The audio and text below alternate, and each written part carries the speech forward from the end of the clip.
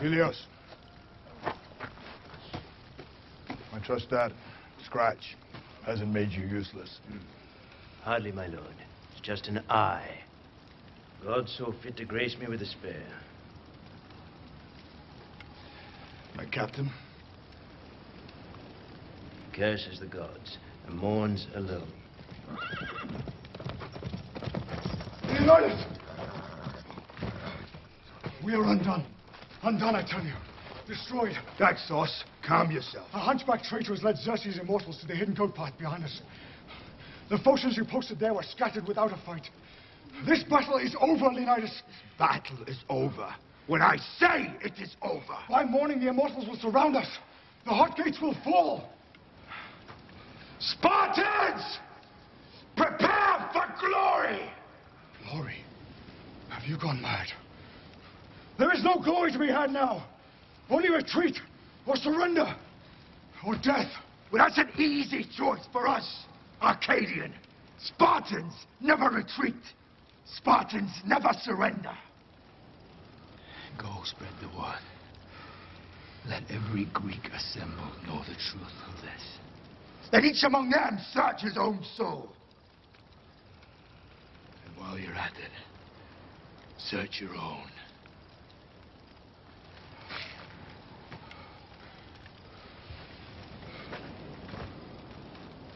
My men will leave with me.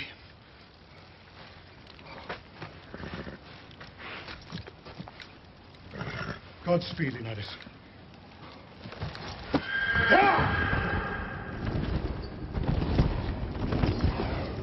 Children! Children! Gather round. No retreat. No surrender. That is Spartan law. And by Spartan law, we will stand and fight and die. A new age has begun. An age of freedom.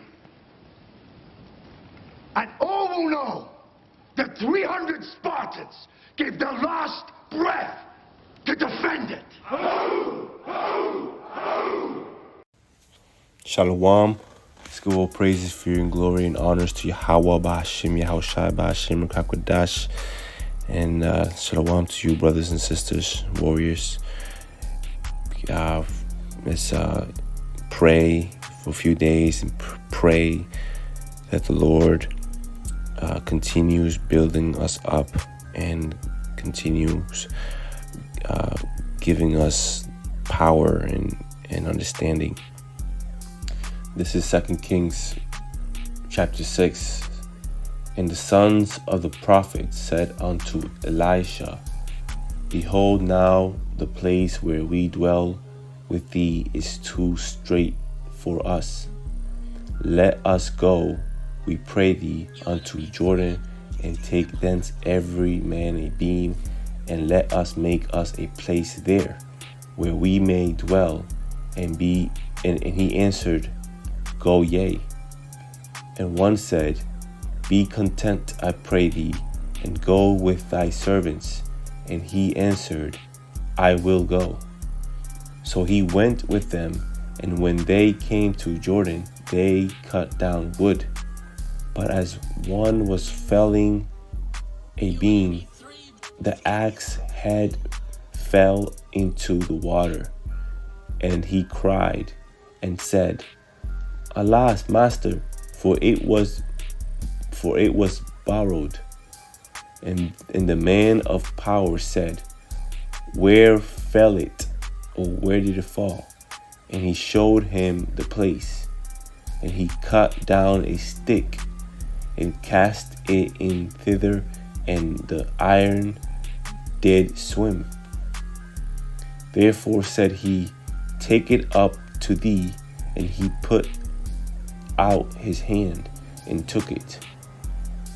Then the king, so this is a small part of, of the chapter where we see that our people, the ones that are in the Lord, we have each other's back, and we are using instruments to fight and to build and to defend the gospel and defend ourselves and protect each other. And it's a journey. It's not going to be easy. No, it's going to be a journey. And working with your hands. And all this we're doing in the spirit, but also it's going to reflect physically. Verse 9, this is verse 8. It says, Then the king of Syria wearied against Israel and took counsel with his servants, saying, In such and such a place shall be my camp. And the man of power, Hamashiach, sent unto the king of Israel, saying, Beware that thou pass not such a place, for thither the Syrians are come down. And the king of Israel sent to the place which the man of power told him and warned him of, and saved himself there, not once nor twice. Therefore the heart of the king of Syria was sore troubled for this thing. And he called his servants and said unto them, Will ye not show me which of us is for the king of Israel? And one of his servants said, None, my lord, O king, but Elisha, the prophet that is in Israel, telleth the king of Israel the words that thou speakest in thy bedchamber. And he said, Go and spy where he is, that I may send and fetch him. And it was told him, saying, Behold, he is in Dathan. Therefore sent he thither horses and chariots and a great hosts, and they came by night and compassed the city about. And that's how the destruction of our enemies and the wicked of Israel, they're going to be taken by night. That's why the Lord said he's coming as a thief in the night, because the Lord, he's taking over. He's taking everything away from guys.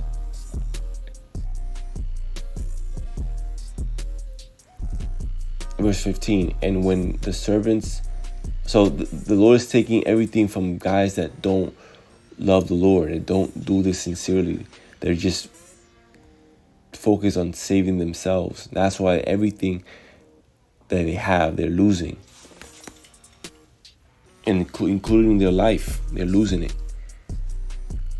The only ones that are keeping their life are the ones that are keeping the covenant with Yahushai, being one with Yahushai, keeping the path, abiding in the Lord. Verse 15, and when the servants of the man of power was risen early and gone forth, behold, an host and camp compassed the city, both with horses and chariots. And his servants said unto him, Alas, my master, how shall we do? And he answered, Fear not, for they that be with us are more than they that be with them. It's heavy. So Elisha never lost confidence in the Lord. Even after him and his warriors were surrounded by their enemies, Elisha always had trust in the Lord, because we are more than our enemies. It says, he answered, Fear not, for they that be with us are more than they that be with them. And Elisha prayed and said, Lord, I pray thee, open his eyes, that he may see. And the Lord opened the eyes of the young man, and he saw. and behold, the mountain was full of horses and chariots of fire round about Elisha. Woo! See, if you have your eyes open, you can see the army, the great army of Yahushai. You can see that we have the victory. There's no way of you wicked people overcoming us. Now, the people that are in the world, the blind, they can't see that, so that's why they have no faith, because they're blind. Verse 18. And when they came down to him, Elisha prayed unto the Lord and said, Smite this people, I pray thee, with blindness. Woo! And he smote them with blindness according to the word of Elisha. Right? Asking you shall receive. And why? Because we're focused on doing the labor of the Lord's business, which is a holy thing. Verse 19, and Elisha said unto them, This is not the way, neither is this the city. Follow me, and I will bring you to the man whom ye seek. But he held them to Samaria. And it came to pass, when they were come into Samaria, that Elisha said, Lord, open the eyes of these men, that they may see. And the Lord opened their eyes, and they saw. And behold, they were in the midst of Samaria. And the king of Israel said unto Elisha, when he saw them, My father, shall I smite them? Shall I smite them? And he answered, Thou shalt not smite them. Wouldest thou smite those whom thou hast taken captive with thy sword and with thy bow? Set bread and water before them, that they may eat and drink, and go to their master. And he prepared great provision for them. And when they had eaten and drunk, he sent them away, and they went to their master. So the bands of Syria came no more into the land of Israel. Right, because the Lord, he makes our enemies have peace with us. And just like the Lord has mercy with us, we have mercy too. And the reason why is because we have power to. We have no fear. We're not following the examples of the heathen and our enemies. We're better than our enemies. We follow what the Lord said and says, his instructions. Verse 24, and his thoughts is higher than our thoughts. So if the Lord said, have mercy on them, hey, we're gonna do what the Lord tells us to do. But if the Lord said, slay them, that's what we're gonna do. And that's a perfect example of what we see here in verse 22. And he answered, Thou shalt not smite them. Wouldest thou smite those whom thou hast taken captive with thy sword and with thy bow? And it's heavy because the Lord said that we are going to be teaching the heathens and the strangers the right way to live.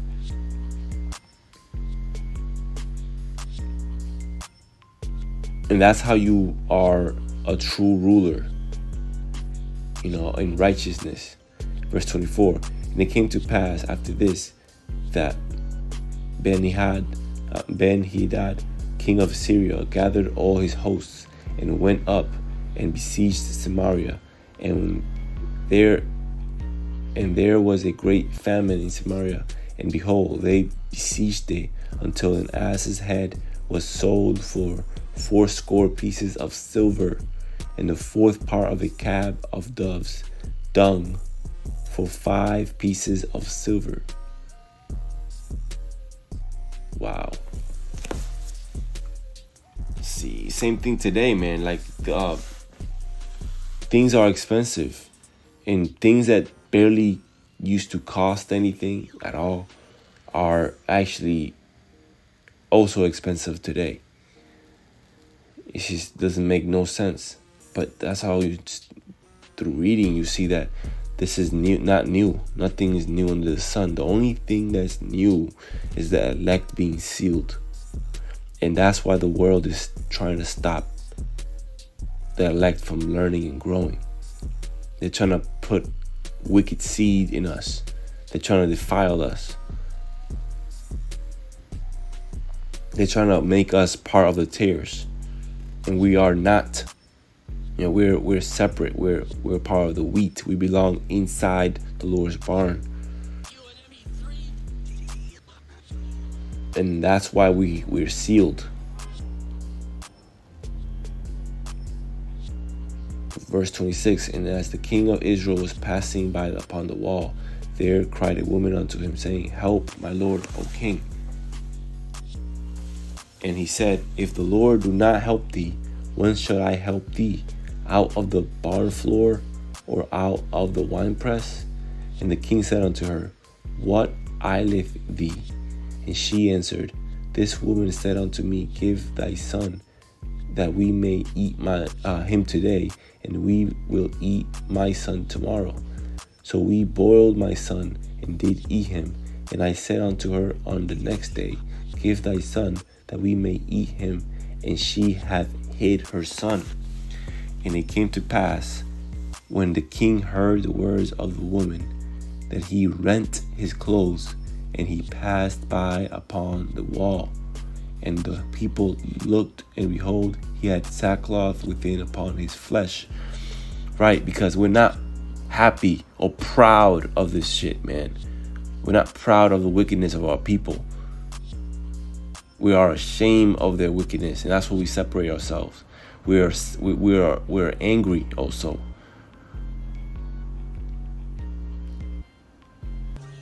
You know, and that's why we're in sackcloth. And the sackcloth is more of a mind. We're not playing around. We're not in gay apparel.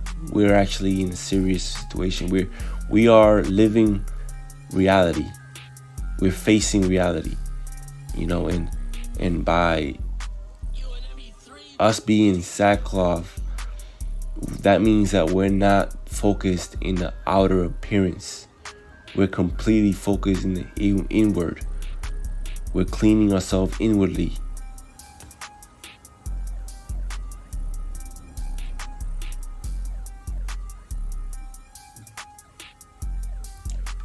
Verse 31. Then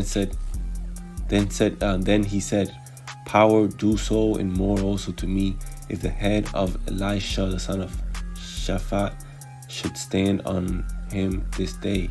But Elisha sat in his house, and the elders sat with him. And the king sent a man from before him. And ere the messenger came to him, and he said to the elders, See ye how this son of a murderer has sent to take away my head? Look, when the messenger cometh, shut the door, and hold him fast at the door. Is not the sound of his master's feet behind him? And while he yet talked with them, behold, the messenger came down unto him, and he said, Behold, this evil is of the Lord. What should I wait for the Lord any longer? It's heavy because the Lord is doing judgment right now. He's casting judgment. And if you're not covered by the Lord, if you're not following the Lord sincerely, if you're just proud, then the Lord is gonna ignore you. He's not going to sup with you. 2 Kings 7. Then Elisha said, Hear ye the word of the Lord. This saith the Lord, Tomorrow about this time shall a measure of fine flour be sold for a shekel, and 2 measures of barley for a shekel, in the gate of Samaria. Then Then a Lord whose hand the king leaned answered the man of power and said, Behold, if the Lord would make windows in heaven, might this thing be? And he said, Behold, thou shalt see it with thine eyes, but shalt not eat thereof.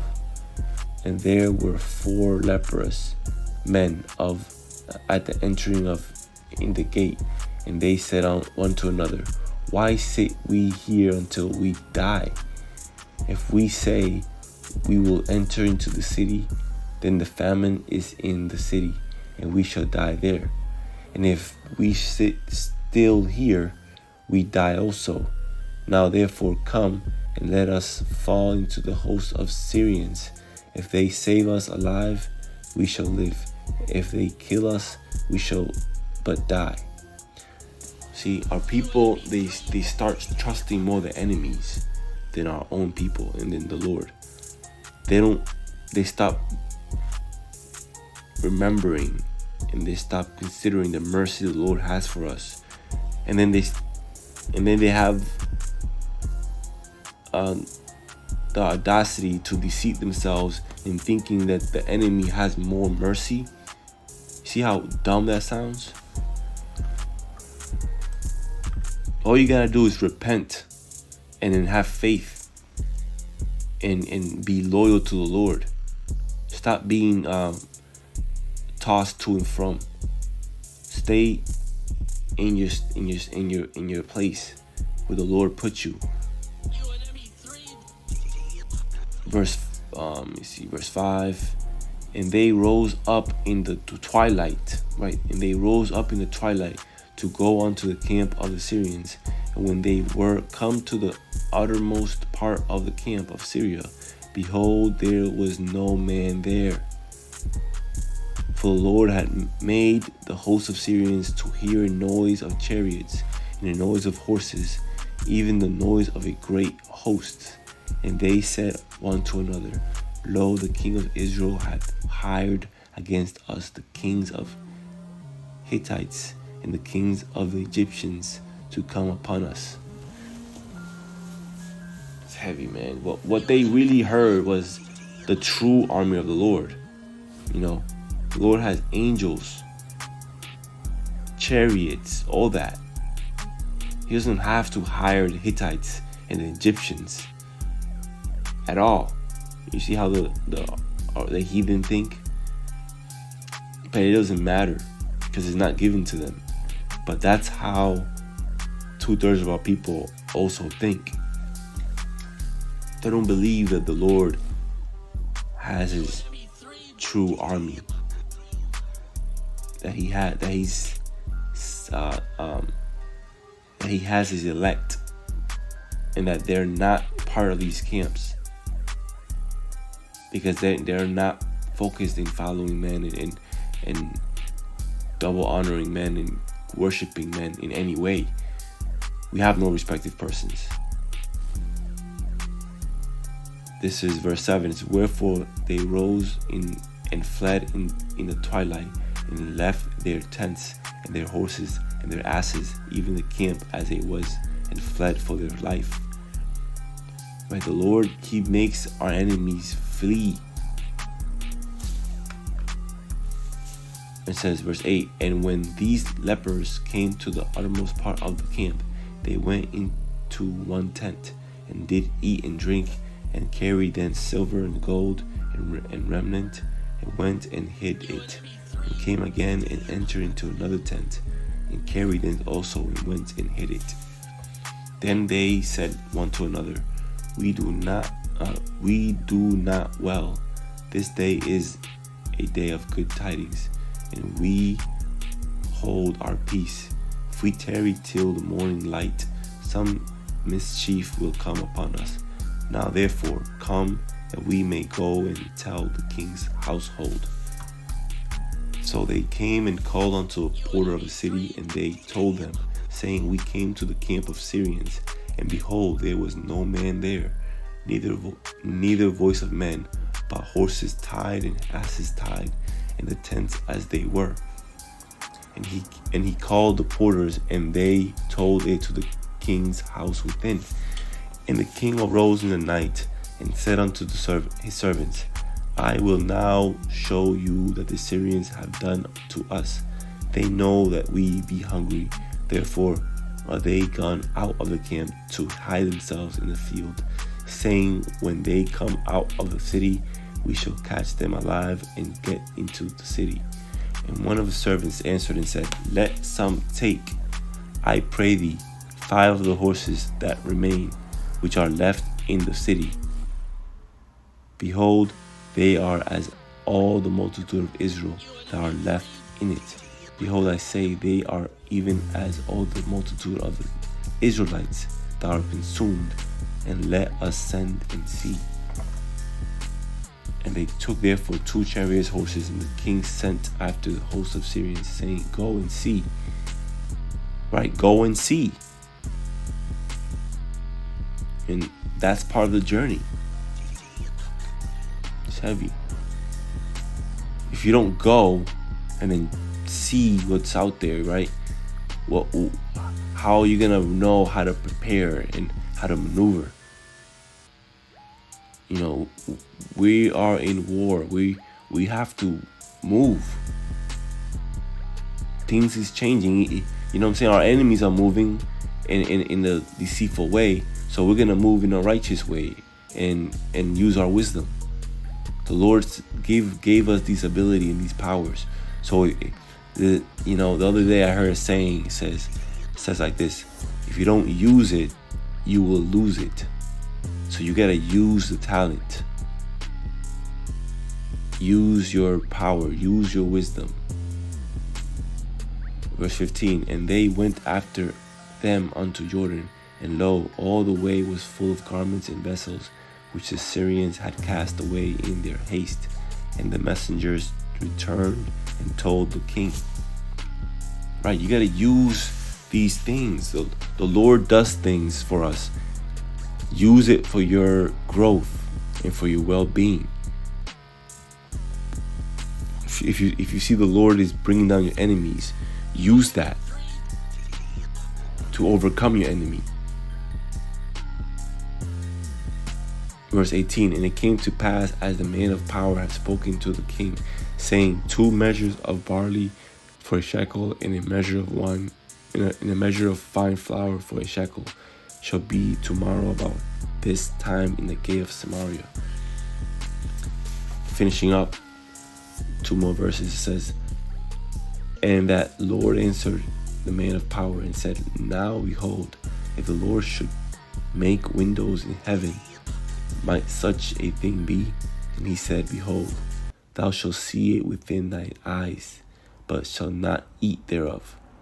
And so it fell out unto him, for the people trode upon him in the gate, and he died.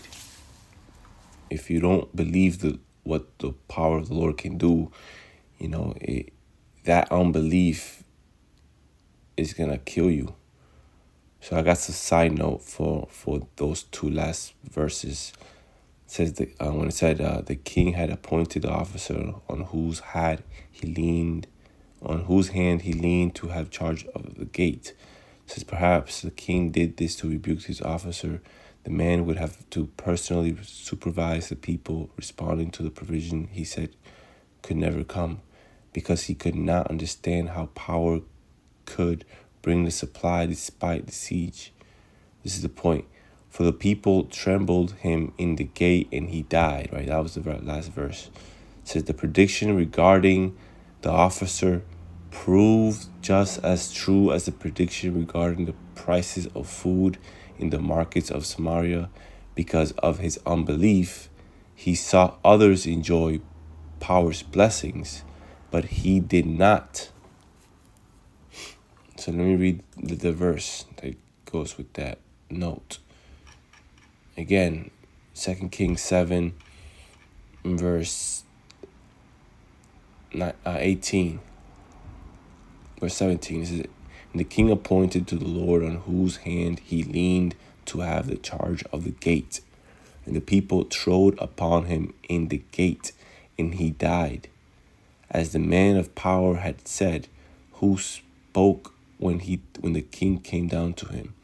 And it came to pass, as the man of power had spoken to the king, saying, 2 measures of barley for a shekel, and a measure of fine flour for a shekel, shall be tomorrow about this time in the gate of Samaria.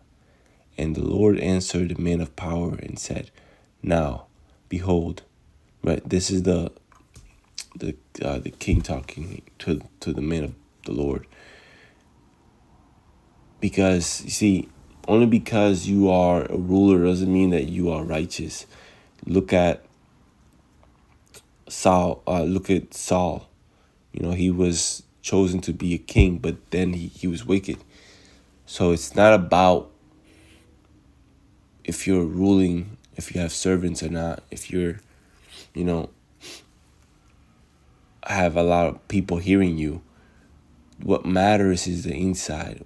You know, are you really of the Lord when you're alone, or when you're with people, when you're in the when the camera is on, or the recorder is on, and when you're not recording?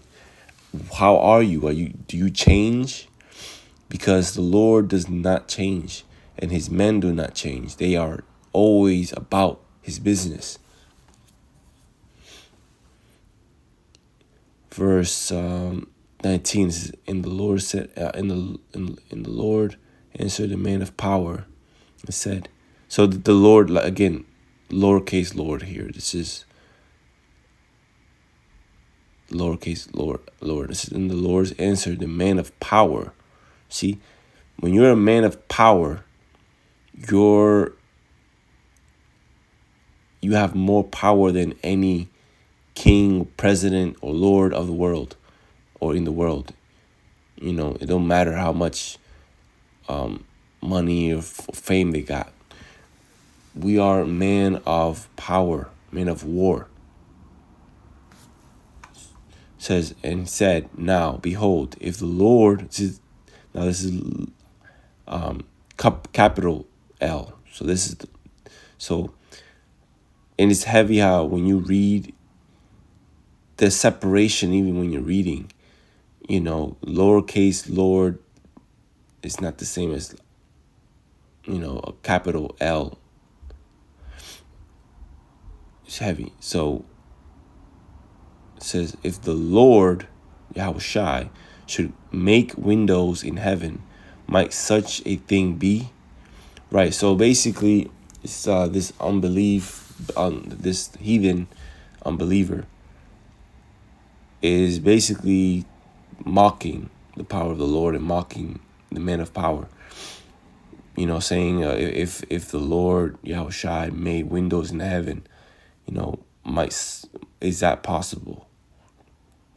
Because they think, to our enemies and 2/3 of our people, they think that us having the victory already is impossible. When it's the truth, let's say it's truth. It's already happening. It's already happened. We have it. It says, if the Lord Yahushai should make windows in heaven, might such a thing be? And he said, behold, thou shalt see it with thine eyes, but shalt not eat thereof. That goes into the strangeness of our salvation. They're going to be able to see our salvation and marvel at it, you know, be surprised at it and shocked at it. But they won't be able to eat thereof. They won't be able to, you know, profit from it. It's not for them. You know, and the Lord is treading our enemies under our feet, and they're dying. Just for the people trod upon him in the gate, and he died.